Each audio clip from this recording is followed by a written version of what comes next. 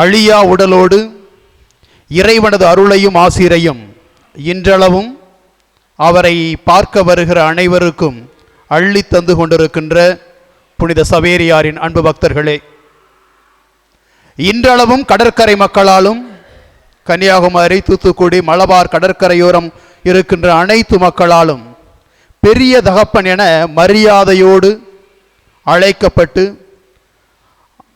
வணங்கப்படுகிற புனித சவேரியார் கோவா நகரத்தில் ஆளுநர்களுக்கெல்லாம் ஆளுநராக இன்றளவும் அவர் வாழ்ந்து கொண்டிருக்கிறார். ஏனென்றால் சில ஆண்டுகளுக்கு முன்பு வரை கோவாவில் ஆளுநராக பொறுப்பெடுக்கின்ற யாராக இருந்தாலும் அவர்கள் புனித சவேரியார் அடக்கம் அவருடைய உடல் இருக்கின்ற அந்த ஆலயத்திற்கு வந்து அவரது திருவுருவச் சிலையின் முன்புதான் தங்களது பொறுப்புகளை ஏற்றுக்கொள்வார்கள். அந்த அளவு ஆளுநர்களுக்கெல்லாம் ஆளுநராக நமது புனிதர் விளங்கி கொண்டிருக்கிறார். திருச்சபையால் மறைப்பணியாளர்கள் அனைவருக்கும் மறைப்பணி தலங்களுடைய பாதுகாவலராக அகில உலகமெங்கும் போற்றப்படுகிறார். இந்த புனித சவேரியார் நமது மலம்பட்டியில் சக்தி நிறைந்த சவேரியாராக அருள்வாளித்து கொண்டிருக்கிறார். இங்கு வருகிற போகிற மக்கள் அனைவருக்கும் ஆண்டவனுடைய அருளையும் ஆசிரையும் இன்றளவும் தாராளமாக தந்து கொண்டிருக்கின்ற நாம் புனிதருடைய விழாவில் பங்கெடுக்க வந்திருக்கிற உங்கள் அனைவருக்கும் புனிதருடைய திருநாள் வாழ்த்துக்களையும் ஆண்டவனுடைய அருளையும் ஆசிரையும் நிறைவாக பெற்று செல்ல வாழ்த்துகிறேன். இறையேசுவில் பிரியமானவர்களே, புனித சவேரியார் ஒரு வசதியான நவாரா கோட்டையிலே பிறந்தவர். நமது குடும்பங்களில் இன்று இருக்கிற இளையோர்களைப் போலவே வாழ்க்கையில் சாதிக்க வேண்டும், பட்டங்களை பெற வேண்டும், புகழடைய வேண்டும், அனைத்து வாய்ப்பு வசதிகளையும் அனுபவிக்க வேண்டும் என்கின்ற ஆவலோடு துள்ளித்திரிந்த ஒரு இளைஞன். துள்ளித்திரிந்த இளைஞன் வாழ்க்கையில் சாதிக்க வேண்டும் என்பதற்காக பாரிஸ் பல்கலைக்கழகத்திற்குள் நுழைகிறார். நுழைகின்ற போது அங்கு பட்டம் பெற வேண்டும், அதன் வழியாக தனது வாழ்வை சீர்படுத்தி கொள்ள வேண்டும், வாழ்வில் மகிழ்ச்சியாக இருக்க வேண்டும், அனைத்து சுகங்களையும் அனுபவிக்க வேண்டும் என துடித்து கொண்டிருந்தவரை இறைவனுடைய வார்த்தைகள் புடமிடுகிறது. இருபுறமும் கருக்குள்ள சக்தி படைத்த இறை வார்த்தை புனித சவேரியாருடைய வாழ்க்கையில் மனமாற்றத்திற்கு அடித்தளமாக அமைகிறது. அவரோடு படிக்கின்ற வயதில் முதிர்ந்த இஞ்ஞாசியார் இவரை பார்க்கின்ற போதெல்லாம் சொல்லுகிற இறை வார்த்தை, ஒருவன் உலகமெல்லாம் தனதாக்கி கொண்டாலும் தனது ஆன்மாவை இழந்தால் அதனால் வருகிற பயன் என்கின்ற இறை வார்த்தையை மீண்டும் மீண்டும் அவரிடம் சொல்லுகிற போது இவருக்கு வேம்பை போல கசக்கிறது. என்னை பார்த்து ஏன் இந்த இறை வார்த்தை கூறப்படுகிறது என இன்னாசியார் மீது கோபம் கொள்ளுகிறார். கசக்குகிற வேம்புதான் மருந்தாக அமைவது போல சவேரியாருடைய வாழ்வில் இறைவனுடைய வார்த்தைகள் அவரது உள்ளத்தை ஊடுருவி பாய்கிறது. யோசிக்கிறார், இறைவனை தேடுகிறார், கடைசியாக இறைவனிடம் சரணாகதி அடைகிறார். இறையேசுவில் பிரியமான சகோதர சகோதரிகளே, இந்த புனிதருடைய விழாவை கொண்டாடுகிற நாளில் நம்முடைய வாழ்வையும் நம் குடும்பங்களில் இருக்கிற இளையோர்களுடைய வாழ்வையும் இந்த புனிதரிடம் ஒப்படைப்போம். நம்முடைய இளையோர்கள் கூட இன்றைய நாட்களில் தங்களை தொலைக்காட்சிகளிலும் அலைபேசிகளிலும் தொலைத்துவிட்டு வாழ்வில் மகிழ்ச்சி ஒன்றே நிரந்தரம் என்கின்ற மனப்பாங்கோடு எதையோ தேடி ஓடிக்கொண்டிருக்கிறார்கள், வாழ்வை தொலைத்து கொண்டிருக்கிறார்கள். புனித சவேரியார் நமக்கு சொல்லுகிற பாடம், ஒருவன் உலகமெல்லாம் தனதாக்கி கொண்டாலும் தனது ஆன்மாவை இழந்துவிடக்கூடாது. அந்த ஆன்மாவை இறைவனுக்கு ஏற்ற விதத்தில் அமைத்து கொள்ள புனித சவேரியார் முன்மாதிரியாக இருக்கிறார். நம்முடைய இளையோரும் நம்முடைய புனிதருடைய முன்மாதிரியை பின்பற்றி தங்களது வாழ்க்கையில் தாங்கள் படைக்கப்பட்டதனுடைய நோக்கம் என்ன, தங்களை படைத்த இறைவன் தங்களிடம் என்ன எதிர்பார்க்கிறார் என்பதையெல்லாம் அவர்கள் தேர்ந்து தெளிந்து வாழ்க்கையில் நல்ல நிலையை அடைய அவர்களை நமது புனிதருடைய பாதத்தில் ஒப்படைத்து அவர்களுக்காக சிறப்பாக வேண்டுவோம். புனித சவேரியார் இறைவனால் ஆட்கொள்ளப்பட்ட போது தனது நாட்டை விட்டு, தனது உறவுகளை விட்டு, தன்னுடைய கலாச்சாரத்தை விட்டு முகம் தெரியாத மக்களை தேடி வருகிறார். இன்றைய நாள் நற்செய்தியில் வாசிக்க கேட்கிறோமே, படைப்பிற்கெல்லாம் சென்று நற்செய்தியை அறிவியுங்கள் என இயேசு தனது சீடர்களுக்கு கட்டளையிட்டது போல இஞ்ஞாசியார் சவேரியாரை நீங்கள் இண்டீஸ் நகருக்கு செல்லுங்கள் என பணிக்கின்றார். அவருடைய வார்த்தைகளை முழுமையாக நம்புகிற போது இறைவன் தன்னை படைத்திருக்கிறார், அவரது பணிக்கென அழைத்திருக்கிறார், தன்னோடு இருக்கிறார் என்பதை உணர்ந்ததனால் சவேரியார் அனைத்து துன்பங்களையும், அனைத்து வேதனைகளையும், அனைத்து மகிழ்ச்சி நிறை சம்பவங்களையும் இறைவனுக்கு காணிக்கையாக்குகிறார், இறைவனிடமிருந்து சக்தியை பெறுகிறார். அந்த விதத்தில்தான் இந்தியாவுக்கு வரவேண்டிய இயேசபையாளர் திடீரென உடல்நலக் குறைவினால் தனது பயணத்தை மேற்கொள்ள முடியவில்லை. பயணத்திற்கான கப்பல் தயாராக இருக்கிறது, செல்ல வேண்டிய நாடும் தயாராக இருக்கிறது. யாரை அனுப்புவது என இயேசு சபையினுடைய தலைவர் சவேரியாருடைய நண்பர் இஞ்ஞாசியார் யோசிக்கிறார். யோசிக்கின்ற நேரத்தில் தனது உறவுகளை எல்லாம் கடந்து இறைவனுடைய அழைப்பை உணர்ந்து தனது நெருங்கிய நண்பரான சவேரியாரை இந்தியாவிற்கு செல்லுங்கள் என அவர் சொன்னவுடன் சவேரியார் எதையும் யோசிக்கவில்லை. ஏனென்றால் அந்த இயேசு சபை குழுவில் அதிகம் படித்தவராக, பல்வேறு திறமைகளை கொண்டவராக இருந்தவர் சவேரியார். இருப்பினும் இஞ்ஞாசியார் அனுப்பியவுடன் அனைத்தையும் தள்ளி வைத்து அடுத்த கப்பலுக்கு அடுத்த நாளே செல்ல தயாராக இருக்கிறார். ஏனென்றால் இறைவனை முழுமையாக நம்புகிறார். அவருடைய கப்பல் பயணத்தில் பலர் உயிர்களை இழந்து விடுகிறார்கள். இருப்பினும் சவேரியார் இறைவனை முழுமையாக நம்பி அந்த கப்பல் பயணத்தில் கூட கப்பலில் பயணித்து கொண்டிருக்கின்ற நோயாளிகளுக்கு, உடல்நலம் சரியில்லாதவர்களுக்கு இறைப்பணி ஆற்றுகிறார். அப்படி இறைப்பணியாற்றி இந்தியாவிற்குள் நுழைகிறார், கோவாவில் தங்குகிறார். அவர் கோவாவில் தங்கிய பின்பு தமிழகத்தின் தென் கடைக்கோடி நகரங்களிலெல்லாம், கடற்கரை கிராமங்களிலெல்லாம் இறைவனுடைய நற்செய்தியை அறிவிக்க துணிவோடு இறைவனை மட்டும் நம்பியவராக வருகிறார்.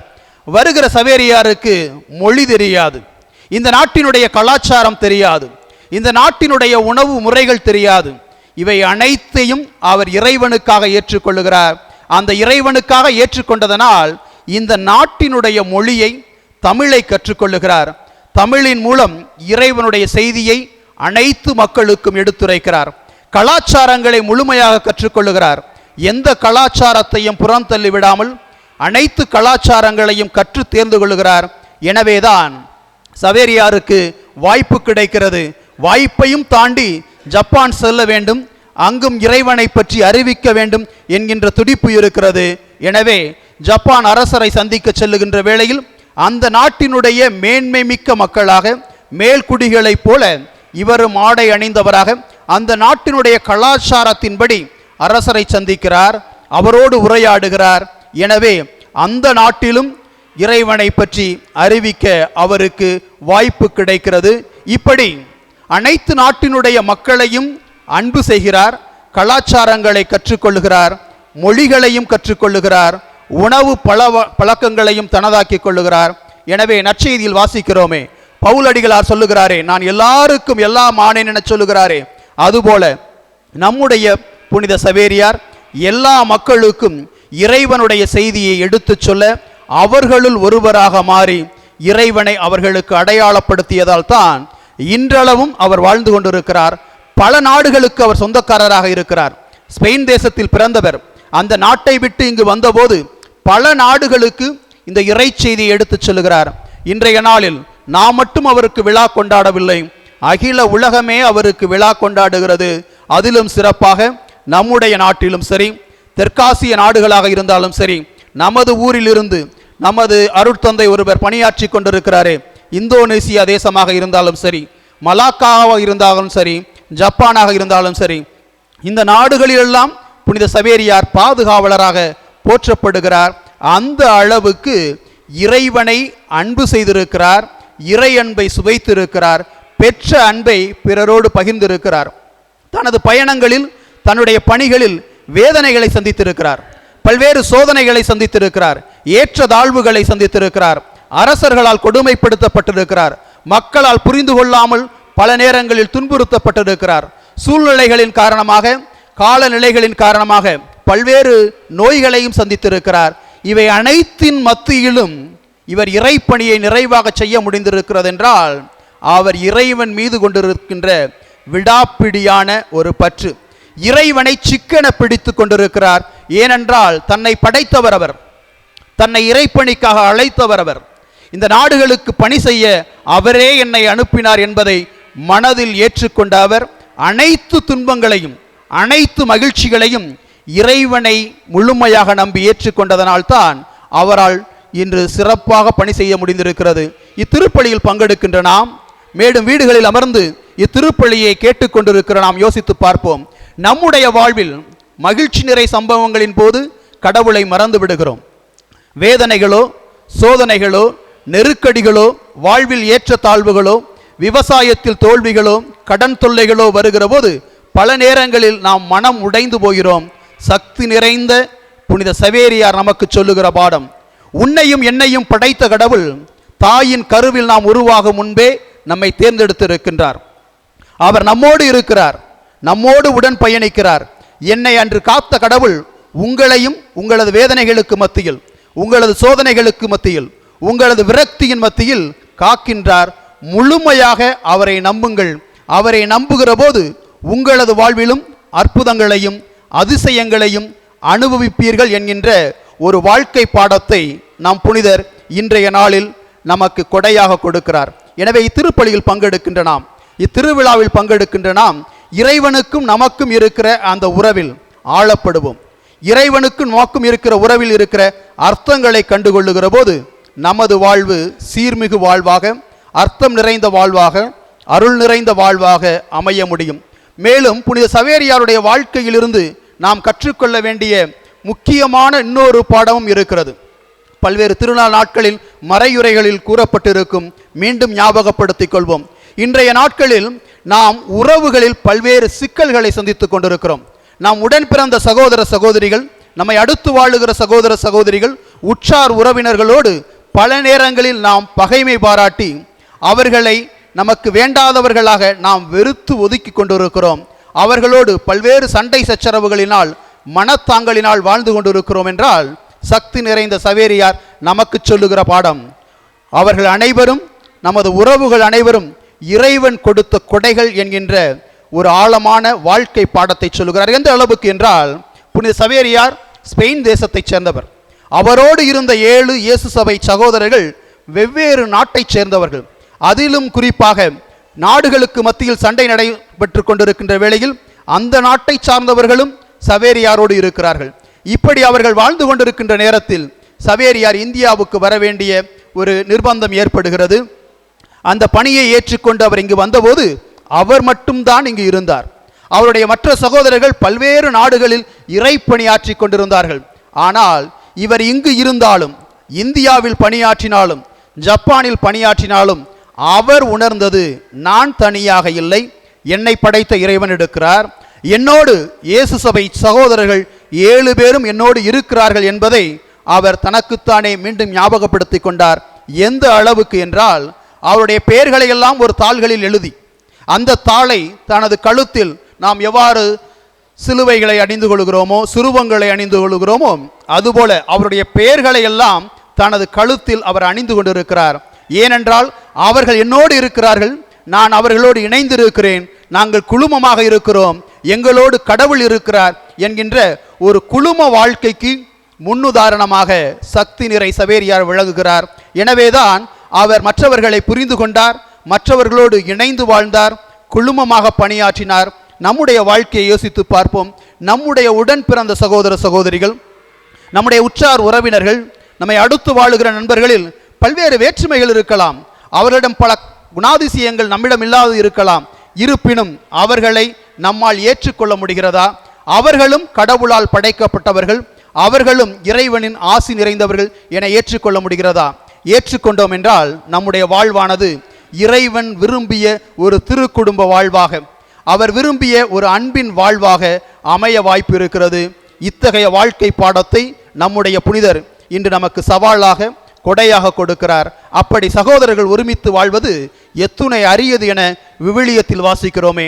அப்படி நாம் இணைந்து வாழ்ந்தால் நம்முடைய பெற்றோர்களும் நம்முடைய பிள்ளைகளும் இறைவனுடைய ஆனந்தத்தையும் மகிழ்ச்சியையும் நம்முடைய அன்றாட வாழ்விலிருந்து பெற்றுக்கொள்ள முடியும். மேலும் புனித சவேரியாருடைய வாழ்க்கையில் அடிநாதமாக இருந்தது அவருடைய ஆன்மீகம். அந்த ஆன்மீகத்தினால் தான் இவர் மனமாற்றம் பெறுகிறார்.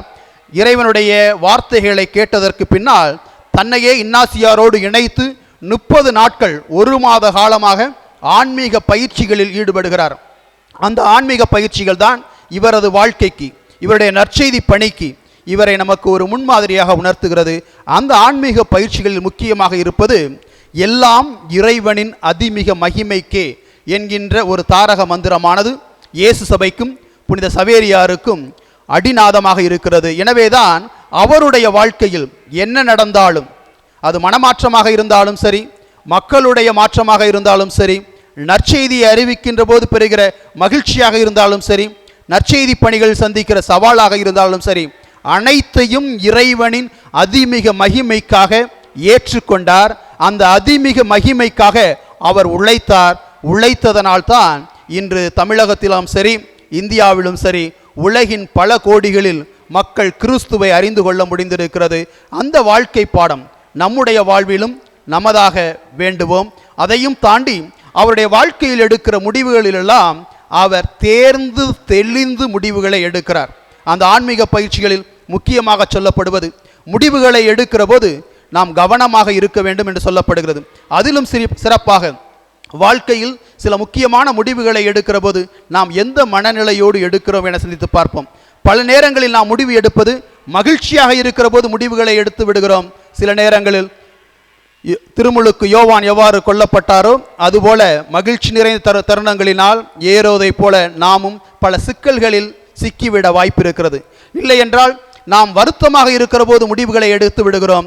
அதனால் சில நேரங்களில் பல குடும்பங்களில் சிலர் தங்களது வாழ்வை தொலைத்து விடுகிறார்கள், தங்களது வாழ்வை இழந்து விடுகிறார்கள். ஆனால் சவேரியார் புனித இன்னாசியாரிடமிருந்து கற்றுக்கொண்டது, தனது ஆன்மீக பயிற்சிகளின் வழியாக கற்றுக்கொண்டது என்னவென்றால், முடிவுகள் எடுக்கிற போது இறைவனது சன்னிதானத்தில் நம்மையே ஆட்படுத்துவோம். அந்த இறைவனது சன்னிதானத்தில் நாம் எடுக்க இருக்கிற முடிவுகளை அவரது பாதத்தில் ஒப்படைப்போம். அதில் இருக்கிற நன்மைகள் தீமைகள் அனைத்தையும் ஆராய்ந்து அறிந்து, அப்பொழுது நமது மனங்களில் ஏற்படுகிற சலனங்களை, நமது மனங்களில் ஏற்படுகிற உணர்வுகளை நாம் உன்னித்து கவனிப்போம். கவனிக்கிற போது நமது உள்ளங்களில் இருக்கிற இறைவன் நம்மோடு உரையாடுவார்.